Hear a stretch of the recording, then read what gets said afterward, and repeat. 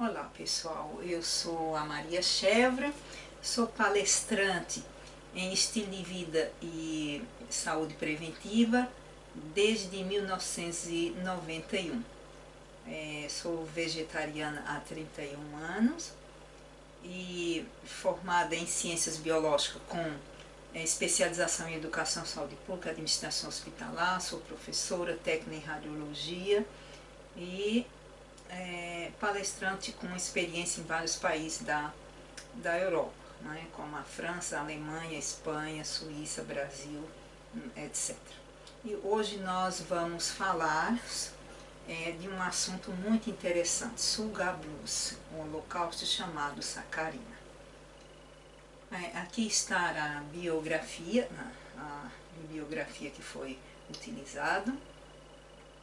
E um pensamento interessante, né, de Camões, que diz que quando o povo protesta com arma, o rei dorme, mas quando o povo se apresenta com livro, o rei se alarma. Por falta de conhecimento, nós sofremos grandes consequências. Né? O povo perece porque falta conhecimento, dizia um profeta chamado Oséias, 700 anos antes de Cristo. Mas hoje nós temos muita informação e nós não estamos dispostos a correr atrás, a ir buscar essas informações. Um outro pensamento que diz que, de Confúcio, que um filósofo chinês, que dizia que nós pegamos a saúde para fazer dinheiro e depois nós pegamos o dinheiro para restituir a saúde. Aqui estão alguns livros muito interessantes que foram consultados também para essa palestra, principalmente o primeiro lá, do Mário de Sucre, que é um livro extraordinário, infelizmente ele não é traduzido em português, e também o Sugar Blues, que é um livro conhecido em vários países do mundo, e é em homenagem ao autor desse livro, o William Dufour, que eu vou fazer essa palestra hoje, porque este livro salvou minha vida há 31 anos atrás. E tenho certeza que muitos de vocês que estão me ouvindo devem uma parte da vossa vida a este livro, a esse autor, porque ele tem salvado muitas vidas através deste livro. O que significa sugar? Sugar significa um estado de depressão, de melancolia, revestido de medo, de ansiedade e de desconforto físico. E blues, múltiplas penuras físicas, mentais, causada pelo consumo de sacarose refinada chamada açúcar. O holocausto sacarino imola as suas vítimas da dieta açucarada moderna, que começou na Europa no século XVI e que veio até os nossos dias hoje. E que está em todo o planeta. O holocausto sacarino é o mais terrível de todos e ele está se desenvolvendo diante dos nossos olhos. O pior é que as vítimas lambem os lábios enquanto estão sendo imolados. Não é verdade que quando nós estamos comendo doce, bolo, pudins de coisas deliciosas, nós lambemos os lábios e dizemos, que delícia, né? As crianças, sobretudo as crianças que dizem, e mal sabe as consequências para a saúde. Vocês sabiam que 29,7 gramas de sacarose pode matar um rato de 1 quilo se for injetado na corrente sanguínea? E, no entanto, nós usamos muito mais que isso por dia. Né? O açúcar chegou aos nossos dias em 1493, ao nosso mundo, né, ao Novo Mundo, em 1943 por Cristóvão Colombo. Ele foi o descobridor da América, mas também trouxe muitas misérias para nós hoje. O estilo de vida de hoje é a epidemia de amanhã, diz um professor da Universidade de Harvard. E é verdade que tudo que nós colhemos amanhã é o que nós plantamos hoje. Nosso futuro depende daquilo que nós semeamos hoje. Dizia Salomão que há caminhos que ao homem parece direito, mas os seus fins é o caminho da morte. Muitas vezes nós estamos trilhando num caminho, pensando que está tudo bem, mas ele nos conduz à morte. E é o caso do açúcar. Nós comemos açúcar de todas as formas, pensando que está nos fazendo prazer, é verdade que nos dá prazer, mas esse prazer nos leva à morte. Outro pensamento que diz tudo pode, mas nem tudo convém. Você pode fazer uso de tudo que você quiser, comer tudo que você tem vontade, mas será que é bom para a sua saúde? Será que é bom para a sua vida? É bom refletir. A cana-de-açúcar ela é original do Pacífico, ela foi levada para a China e depois para as Índias e chegando aos nossos dias, né? E ali começa a se cumprir a história do açúcar. Foi em 1325 a.C., quando Alexandre o Grande invadiu a Índia, que os soldados encontraram aquilo que eles chamaram mel sem abelha. O açúcar está ligado ao nosso sistema imunitário. Ele mata 60% do nosso sistema imunitário. Eu gostaria de contar para vocês o que aconteceu comigo há 43 anos atrás. Eu trabalhava no hospital adventista e eu comia muita sobremesa. Todos os dias eu comia sobremesa. E a nutricionista sempre fazia uma observação: Maria, você come muito açúcar. Todos os dias ela falava isso, mas nunca me disse por que eu não deveria comer e qual era a causa. E eu continuava comendo sobremesa todos os dias, todos os dias, todos os dias. Gente, eu passava por uma situação afetiva muito difícil. Eu tenho 4 filhos, meus filhos não estavam comigo, tinham ficado com a minha mãe. E para acalmar a dor, a tristeza, o sofrimento, eu comia muito açúcar, porque o açúcar dá prazer, comia muita sobremesa, dá prazer e você esconde a sua dor, a sua tristeza. A situação era realmente muito difícil. Eu não tinha dinheiro para voltar para casa. Então o que eu fazia? Eu dormia na construção do hospital. O hospital tinha 6 andares, 3 funcionavam e 3 estavam em construção. Então, para que ninguém soubesse que eu ficava por lá, eu dormia no 6º andar, dentro da areia, do cal, do cimento e tal, contando as estrelas do céu. E eu desenvolvi uma infecção muito grande. Os médicos me deram 24 horas de vida. Hoje eu sou um milagre de estar aqui contando para vocês. E para vocês verem que o açúcar realmente mata nosso sistema imunitário. Eu sou realmente um milagre. Você sabia também que o açúcar é o alimento preferido da célula cancerosa? Pois é, se você não comer açúcar, elas morrem, porque elas são alimentadas com açúcar. Em 1850, o consumo de açúcar por pessoas era de 10 quilos. Em 1920 já era de 30 e no ano 2000 já era de 70 quilos. E hoje existe país na Europa que já utiliza entre 90 e 136 quilos de açúcar. Então veja que é um absurdo, né? O crescimento do consumo de açúcar aumenta cada dia mais. E gostaria de mostrar aqui para vocês algo interessante. Aqui representa a quantidade de açúcar nos alimentos e a quantidade de bactéria que o seu sistema imunitário, que os glóbulos brancos podem destruir. Então, num estado normal, se você não usar açúcar, não fez uso de açúcar, um glóbulo branco tem capacidade para destruir 14 bactérias.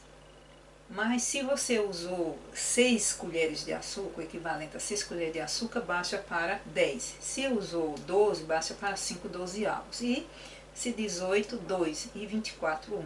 Mas você pode estar perguntando, mas Maria, que ninguém é louco para comer 24 horas, 24 colheres de açúcar por dia. Sim, muitos de nós fazemos uso de 4, 5 vezes mais que isso por dia. E vou mostrar para vocês como. Se você come uma meia taça de pudim, ela contém 6 colheres de açúcar. Se você come um pedaço de torta de limão, 12 colheres. Um pedaço de bolo, 18 colheres. E um sorvete cremoso, 24 colheres. Então veja que somando aqui dá umas 60 colheres de açúcar já. E você normalmente não come só isso, porque no almoço cada pessoa traz, quando tem junta panela, como se diz, cada um traz uma sobremesa e as pessoas experimentam um de cada. E toma refrigerante, sem contar os hidratos de carbono como na pizza, o arroz branco, macarrão, batata, tudo isso que se come, que se transforma em açúcar. Então veja que você come muito mais açúcar do que pode imaginar. E aqui está alguns alimentos que contêm a quantidade de açúcar. Esse copo de chá frio, né, como diz, tem frio, contém 8 colheres de açúcar. 1 litro de Coca-Cola, 27 colheres de açúcar. Essa barrinha de chocolate, 14. E esse outro sorvete, um sorvete lá, 31 colheres. Esse outro lá, 19. E o do McDonald's é 28 colheres de açúcar. O problema é que o McDonald's, quando você vai, você não come só um sorvete, você come o hambúrguer com ketchup e mostarda, que também contém açúcar, a batata frita, mais o refrigerante e etc. Então veja, você sai bombardeado de açúcar. Veja só, esse copo de suco de frutas natural, entre aspas, contém 6 colheres de açúcar. Se você tivesse comido a fruta, seria muito mais aproveitado. Esses biscuits, olha, cada biscuit contém 1 colher de açúcar e nós ficamos oferecendo biscuit para nossos filhos, para as crianças que ficam irritadas, que fica agressiva e etc. Mas veja só, quando você olha para o açúcar, para as frutas, como o melão, o morango e a cenoura, tem uma quantidade mínima de açúcar. Então veja a diferença, é desse açúcar que você precisa. Nós não precisamos fazer recurso a açúcar artificial, porque as frutas que você come, quando você come uma fruta, você está absorvendo o açúcar do qual você necessita. No fim do século XVIII, o consumo de açúcar cresceu assustadoramente na Europa. De um pincel passou a 1 milhão de quilos só para a Inglaterra. Aí se começa a escrever a história das doenças mentais. O mal de açúcar de epidêmico passou a endêmico e de local passou a mundial. Hoje o mundo inteiro sofre as consequências do consumo de açúcar. E veja aqui que em 1700 a Inglaterra fazia uso de 2 quilos de açúcar por pessoa. Já em 1800, 8 quilos. Em 1933, e assim começa a aumentar cada vez mais. O açúcar e as doenças mentais. No começo foi criado, quando o açúcar foi introduzido na França, logo foi construído um hospital psiquiátrico. E 1% da população foram internadas nesse hospital. Os médicos e os padres faziam o trabalho sujo de retirar esses doentes mentais das ruas e em troca de favores reais. Depois desta época, justo aos nossos dias, o consumo de açúcar aumenta cada vez mais e aumentava cada vez mais e as pessoas internadas nos hospitais também. 300 anos mais tarde, eles puderam transformar essas pessoas que tinham distúrbios afetivos, que o açúcar causa, em automatos ambulantes e controlar o cérebro com psicotrópicos, que é o que nós vemos todos os dias. Começou a queimar as bruxas, os exorcistas, os endemoniados, etc., a psicanalizar os psicóticos e lobotizar os esquizofrênicos. Lobotizar é retirar uma parte do lóbulo frontal, porque segundo eles diziam que seria a melhor maneira de curar os esquizofrênicos, porque na realidade eles estavam tendo muita dificuldade de gerar o estresse do açúcar. Podemos crer que os únicos problemas do demônio dessas pobres almas era o mal do açúcar. Os pioneiros da psiquiatria ortomolecular nos provam que naquela época as doenças mentais eram um mito, era simplesmente o fato que o organismo não conseguia gerar o estresse, e que as desordens emotivas são simplesmente os primeiros sintomas da incapacidade do organismo de gerar O maior desafio do corpo humano, jamais conhecido na história da humanidade, começa a mudar o seu comportamento, né? Sua mentalidade, seu metabolismo, seu caráter, seu espírito. Segundo cientistas, alguns cientistas dizem que o açúcar interfere no nosso casamento, interfere nos casamentos. Em 1987 saiu um artigo no jornal, na Folha de São Paulo, dizendo que o açúcar poderia causar divórcio. Mas hoje já tem vários cientistas que dizem que o açúcar interfere nos casamentos na vida. Por quê? Porque ele causa mau humor, ele causa agressividade, ele causa uma série de problemas e muitas vezes o marido sai de casa de manhã, quando chega à noite acha uma outra, deixa uma mulher em casa, quando chega encontra outra, e vice-versa. Os filhos, né, têm agressividade, têm comportamentos que são inadmissíveis. E muitas pessoas nem se perguntam por quê. E aí as famílias estão tudo se dividindo. O Dr. Abraham Ruff, né, ele afirma que o açúcar ele vicia 8 vezes mais do que a heroína.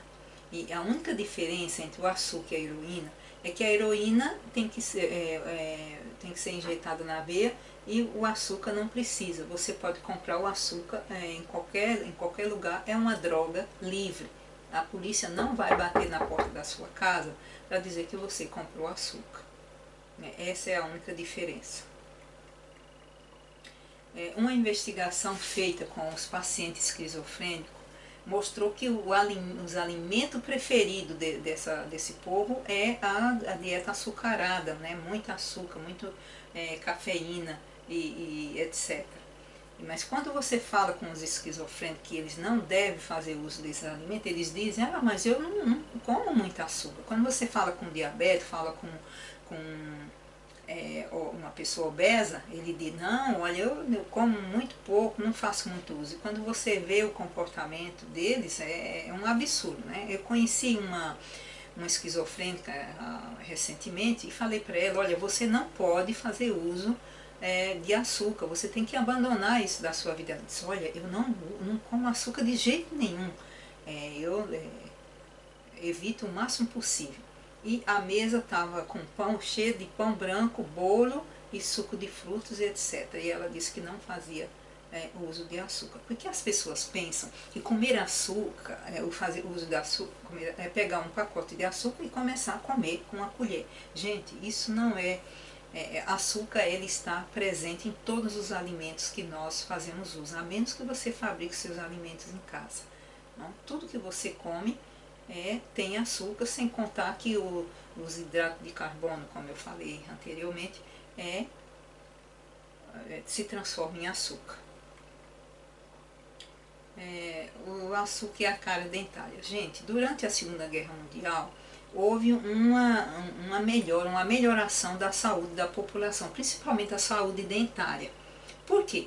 Porque os alimentos eram integrais e o consumo de açúcar baixou. Então vocês vão ver um gráfico interessante, né, com a alimentação antes da guerra, durante a guerra e depois da guerra. Antes da guerra, as cáries dentárias eram de 100%. Durante a guerra, que os alimentos eram integrais e baixou o consumo de açúcar, o gráfico desceu quase a 10%. Né? E de 45 a 52, ou seja, 7 anos depois, o gráfico já começou a subir novamente, porque eles voltaram a consumir o açúcar e os alimentos refinados. E aqui está a situação do brasileiro, né? O brasileiro é assim, desdentado. O brasileiro não tem mais dente devido à consumação de açúcar e etc.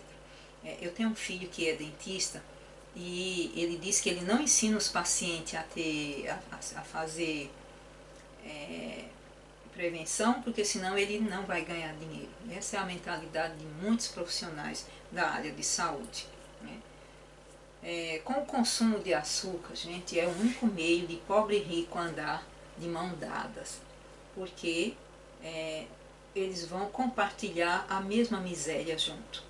Quando meu esposo foi ao Brasil a primeira vez, ele ficou muito estupefato de observar os ricos e os pobres, a diferença. Uma mansão de um lado, com um muro separando, e os pobres do outro lado. E ele nunca tinha visto isso, para ele foi uma grande surpresa.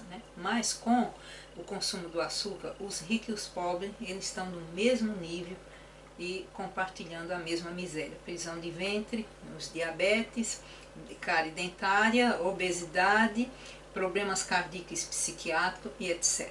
É a única maneira de pobre e rico andar juntos. Nessa imagem aqui, vocês estão vendo algo interessante. Nós sabemos que labirintite é uma doença de pessoas de idade, não é de criança. E hoje nós já observamos criança com menos de 5 anos com labirintite. E com um problema de aprendizagem, etc. Por quê? Porque o açúcar destrói o lobo frontal e interfere na aprendizado. E vendo essa foto aí, vocês constatam por que as crianças desenvolvem labirintite. Vou contar para vocês uma experiência interessante que eu vivi em 1991. Eu trabalhava numa escola conceituada. E em 1990, no conselho administrativo, a direção da escola chamou a atenção de nós professores, porque os alunos tinham ido muito mal nos exames, nas provas de primeiro bimestre. E eu fiz uma observação dizendo que as provas tinham sido dadas, tinha sido aplicada logo depois da Semana Santa e que o grande consumo de açúcar, de chocolate, bombons, tudo isso interferia na aprendizagem dos alunos. E eles disseram que era uma bobagem da minha parte, que não tinha senso isso. Eu falei para eles, ok, o ano que vem eu vou provar para vocês que eu tenho razão. Em 91, eu preparei meus alunos antes da Semana Santa, apliquei a prova sem falar nada para ninguém, nem para eles, que era a prova oficial. E depois da Semana Santa, como era a prova oficial para todo mundo, eu apliquei a mesma prova. Eu tinha mais de 400 alunos, gente. Só uma aluna que percebeu que era a mesma prova que falou, professora, tem impressão que é a mesma prova da semana passada. Tenho impressão. Então, veja só. E aqueles que haviam tirado 10 na semana anterior, tiraram 5 nessa. E aqueles que haviam tirado 5, sem comentários. E daí, quando chegou no conselho administrativo, eu pude provar para eles que eu tinha razão, porque havia acontecido a mesma coisa do ano anterior. Então, veja o açúcar, quando ele interfere na nossa saúde, na nossa vida, no nosso aprendizado, no nosso comportamento. É um pensamento interessante que diz: a saúde deve ser tão sagradamente cuidada como o nosso caráter. A relação entre a mente e o corpo é tão íntima que qualquer hábito físico que afeta o corpo afeta também a mente. Deus deseja que a saúde seja... Deus deseja que sejamos saudáveis e para que a nossa mente se torne clara para identificarmos a sua voz. A nossa saúde é prioridade para Ele, mas Ele também deseja que ela seja prioridade para nós. Eu uso sempre essa imagem em todas as minhas apresentações, porque ela é muito importante para que nós possamos compreender. É no nosso lobo frontal que está as mais altas funções da nossa mente, a nossa espiritualidade, a nossa moral, nossa vontade, nossa razão, nossa inteligência, personalidade, etc. Então, todas essas funções se localizam no nosso lobo frontal. E quando o nosso organismo não vai bem, nós afetamos a nossa mente, aquilo que é correto passa a ser errado e aquilo que é errado passa a ser certo. Nós não temos força de vontade para fazer escolha, para tomar as decisões, ficamos em cima do muro, sem saber se vai para a direita ou para a esquerda, e assim vai. E nós sabemos hoje que existe o segundo cérebro, o nosso intestino é o nosso segundo cérebro, que tem uma relação direta com com a nossa mente, e se os intestinos, se o nosso segundo cérebro não vai bem, o primeiro também não vai bem, porque a relação é direta. Bom, isso é um assunto que nós vamos falar mais em outra oportunidade. Um outro pensamento que diz assim: o açúcar não é bom para o estômago, causa fermentação e isso obscurece o cérebro e ocasiona mau humor. Isso está escrito no livro Conselho sobre Regime Alimentar, na página 327. O açúcar abarrota o nosso organismo, entrava o trabalho da maquinaria viva. Gente, nós somos uma máquina viva, criada à imagem e semelhança de Deus, e precisamos cuidar dessa máquina. Deus nos deixou um manual para que a gente cuide dela e nós não estamos fazendo um bom uso. O açúcar também está ligado com a obesidade. Vejam só, cerca de 1,6 bilhões de adultos a partir de 15 anos já estão acima do peso. E pelo menos 400 bilhões de adultos sofrem com a obesidade. 20 milhões de crianças a partir de 5 anos ou menos de 5 anos. É um pecado ver as crianças pequenininhas com obesidade. Também está ligada com os diabetes. Entre 90% e 95% dos casos de diabetes não são diagnosticados. Só são diagnosticados quando a doença está muito avançada, que às vezes não tem mais solução. Até não faz muito tempo, o diabetes era doença de adulto e hoje é de crianças com menos de 5 anos e muitos já nascem com diabetes devido ao comportamento da mãe. A obesidade infantil, segundo a Organização Mundial da Saúde, é um dos maiores problemas de saúde pública da atualidade. Sobretudo nos países em desenvolvimento. Por exemplo, no Brasil, entre 8% e 13% das crianças e adolescentes sofrem de obesidade. Veja o que é que o açúcar faz na nossa vida: ele nos deforma, ele nos metamorfose, transforma o nosso corpo e também provocando a osteoporose, etc. Veja que situação horrível, né? O açúcar também, segundo esse cientista da Universidade de Londres, está ligado com os problemas de doenças coronárias. Segundo esse cientista, é um principal fator do aumento das doenças coronárias. Então veja só que o açúcar interfere em todos os nossos sistemas.